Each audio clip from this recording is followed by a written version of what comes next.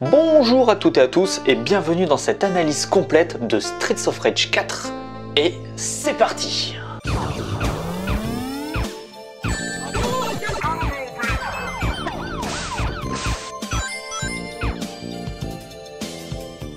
Avant de rentrer dans le vif du sujet, nous allons d'abord revenir sur les 3 premiers épisodes afin que vous puissiez vous remettre dans le bain de cette saga culte qui était sortie sur Mega Drive.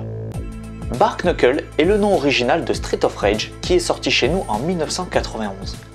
A l'époque, les 3 premiers épisodes ont été développés par Sega AM7. Les musiques, qui ont une place très importante dans le jeu, ont été composées par Yuzo Koshiro.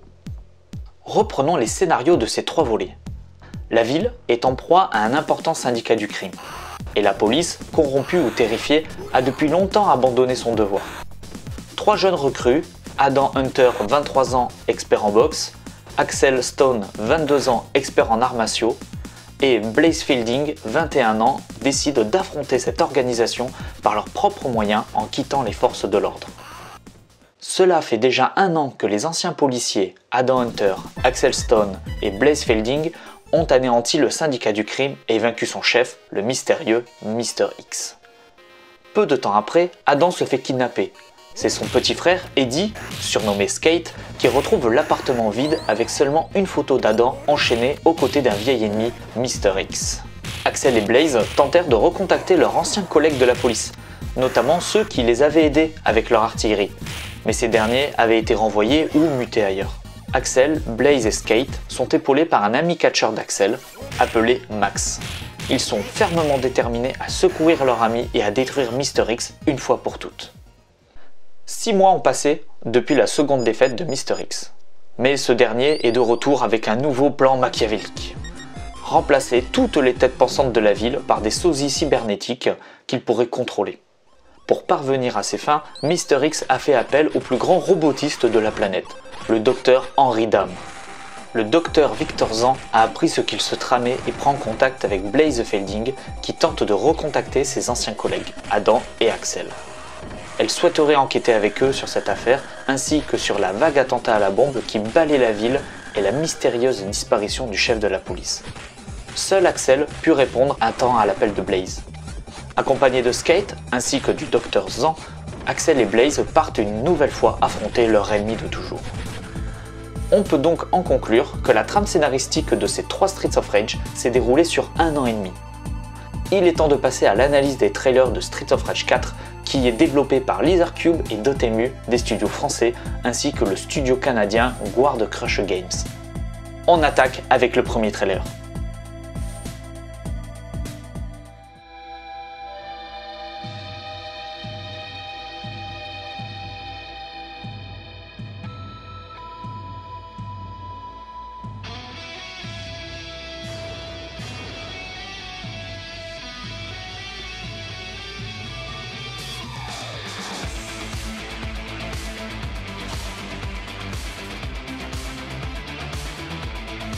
Axel Stone a dorénavant une barbe.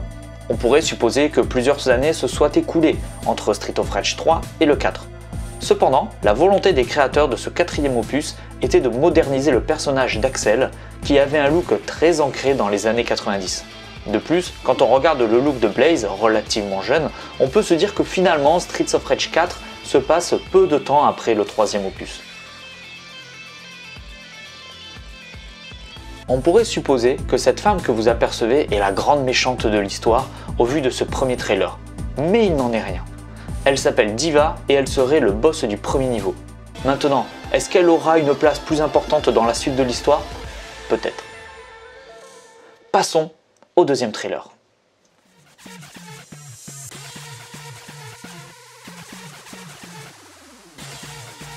Avant d'aborder ce nouveau personnage, voici quelques éléments intéressants. Un nouvel objet qui est une étoile. Celle-ci n'est pas consommée immédiatement lorsqu'on la récupère. Sachez qu'il est possible d'en stocker plusieurs, et elle permet de lancer des super coups qui ne consomment pas de vie, mais uniquement l'étoile. Ce nouveau personnage réalise le même coup que Skate.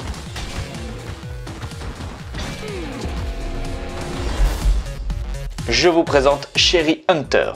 Elle est guitariste et c'est la fille d'Adam, auprès duquel elle a appris le self-défense.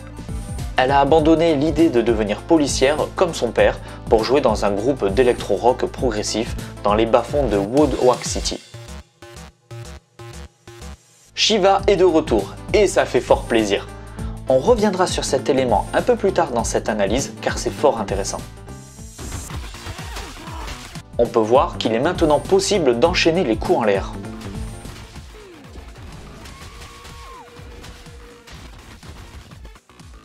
Regardez bien les décors. Cela ne ressemble pas à un bar que vous connaissez? Sherry est le seul personnage qui a la possibilité de courir. Les autres disposeront d'un coup spécifique qui leur permettra de se déplacer plus rapidement mais au détriment d'une baisse de leur vie. Mais qui peut se régénérer, j'y reviendrai un peu plus tard. Allez, on enchaîne avec le troisième trailer.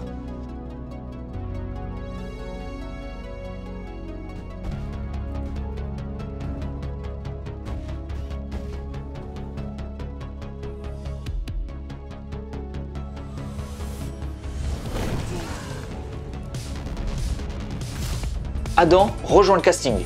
Il n'était plus jouable depuis le premier volet de Streets of Rage. Un poulet d'or. À l'époque, il n'y avait qu'un seul poulet qui restaurait toute la vie une fois que le personnage le prenait. Là, vu qu'il y en a un nouveau, je pense que le poulet de base ne restaurera pas tout.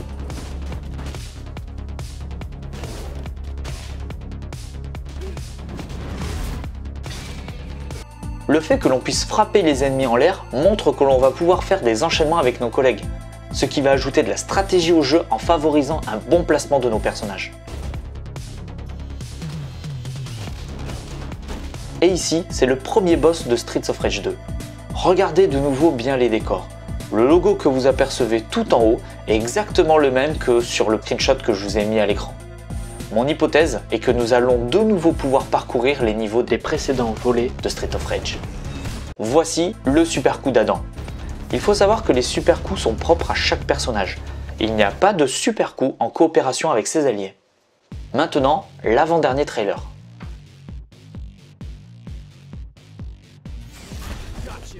Regardez bien le grillage. Il ressemble beaucoup à celui présent au premier niveau de Streets of Rage 2. Ce qui continue à pousser ma théorie que l'on va pouvoir refaire les niveaux des précédents Streets of Rage. Floyd Hiraya est un apprenti du docteur Gilbert Zan, qui, je rappelle, est un personnage jouable dans Streets of Rage 3. Floyd avait perdu ses bras dans un accident. Les armes bioniques qu'il aborde ont été gracieusement fournies par Zan. Ça lui donne un petit air de Jax dans Mortal Kombat.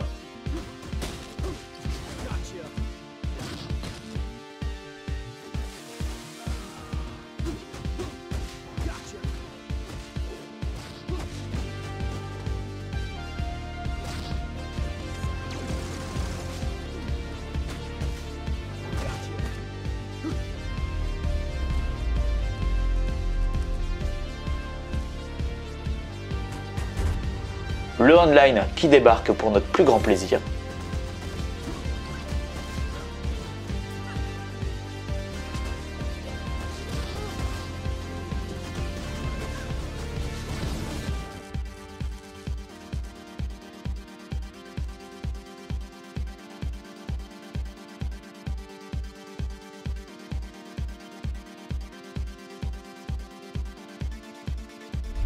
Ainsi que le coop à 4 joueurs. Maintenant, rappelez-vous, dans les précédents Streets of Rage, il était possible de frapper notre allié. Ceci sera toujours possible, mais une option dans les menus permettra de désactiver cela. Comme j'expliquais dans le précédent trailer, il n'y a pas de super coup en coopération avec ses alliés, mais il est possible de les enchaîner pour faire plus de dégâts.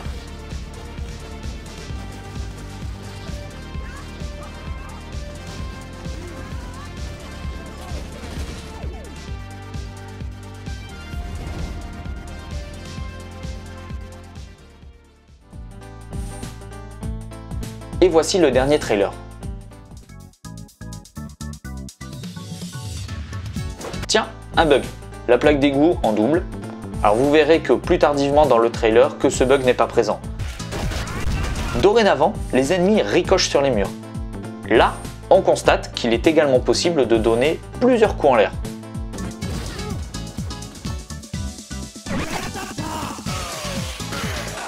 A priori, certains coups spéciaux peuvent être enclenchés en se déplaçant, alors qu'avant ce n'était pas du tout possible.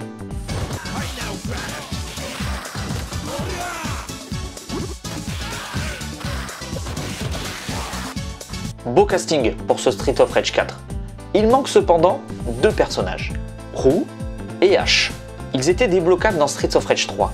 Peut-être que nous pourrons les débloquer par la suite, mais je n'y crois pas. Roux était un kangourou qui n'avait pas réellement de rôle important, et Ash était un boss uniquement présent dans la version japonaise du jeu. Par contre, Shiva est présent. Mais il est aussi présent dans le jeu avec son nouveau look. Intégrer les deux Shiva dans un mode d'histoire classique serait relativement bizarre. C'est pour cela que je pense qu'il y aura plusieurs modes de jeu, et notamment pour refaire les vieux niveaux avec les personnages old school. Mon autre hypothèse serait que les vieux personnages soient débloquables au fur et à mesure de l'avancée de l'histoire. On peut constater que les personnages de Streets of Rage 3 ont bel et bien leur vraie tenue, ce qui n'était pas le cas dans nos versions. Par contre, la version japonaise de Streets of Rage 3, elle, avait les vraies tenues.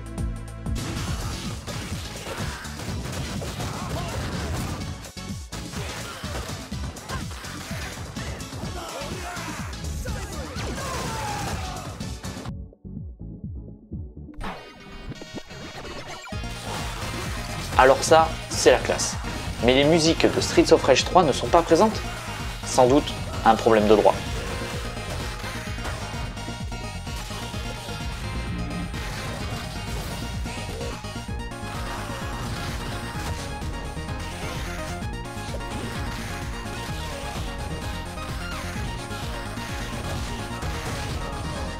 La police est de retour. Vu que les héros du jeu n'avaient pas réussi à les joindre pour les aider dans Streets of Rage 2 et 3, ça pourrait être sympa d'avoir une explication scénaristique sur ce point, mais je ne suis pas convaincu que l'on aura cette information. A ce jour, dans toutes les vidéos de gameplay que j'ai analysées, on ne voit jamais cette intervention.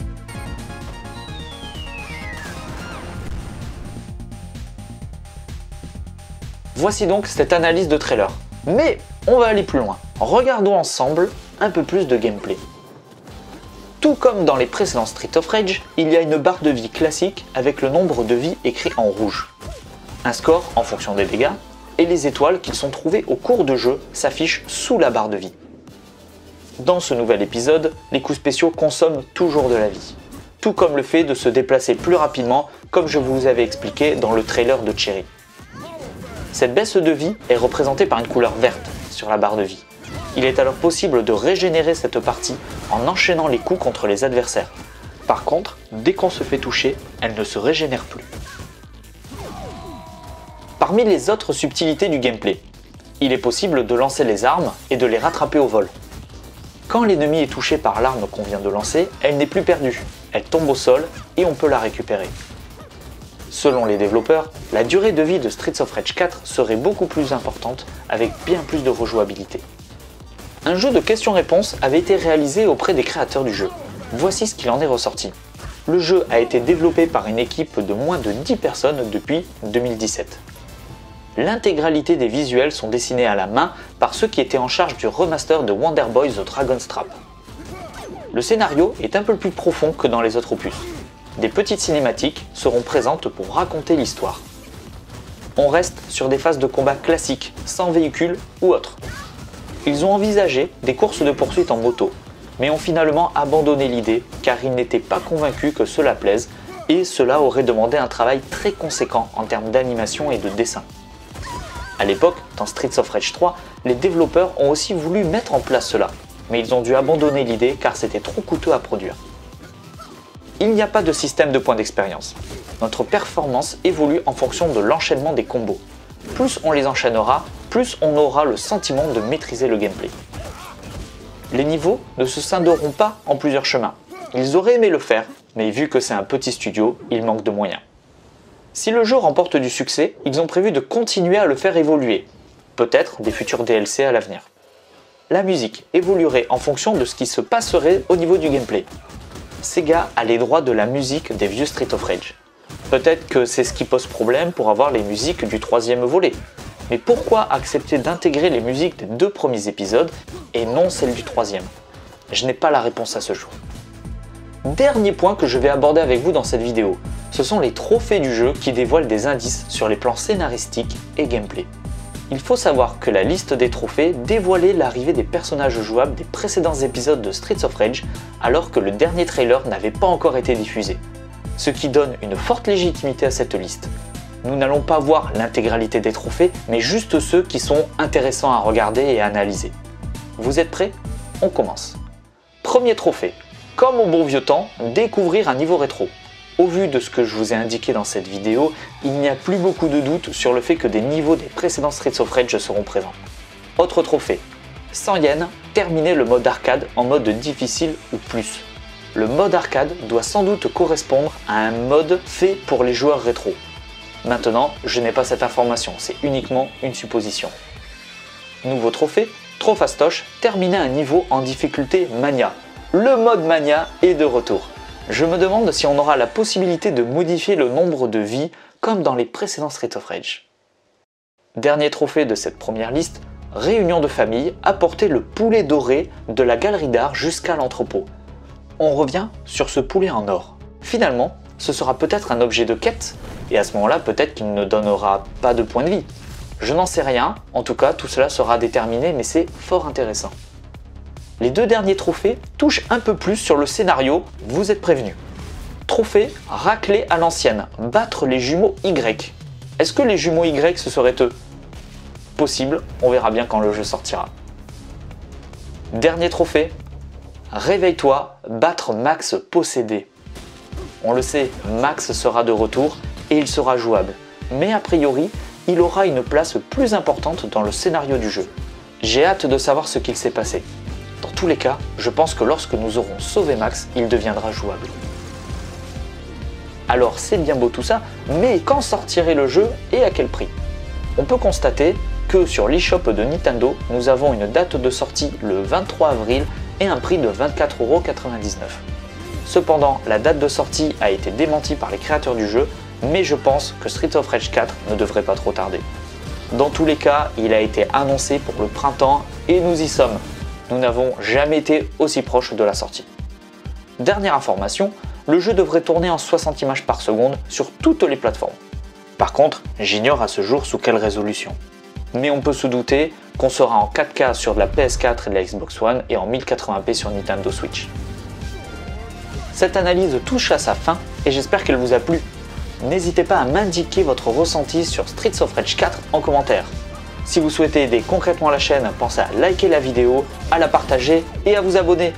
Quant à moi, je vous dis à la prochaine dans une nouvelle analyse.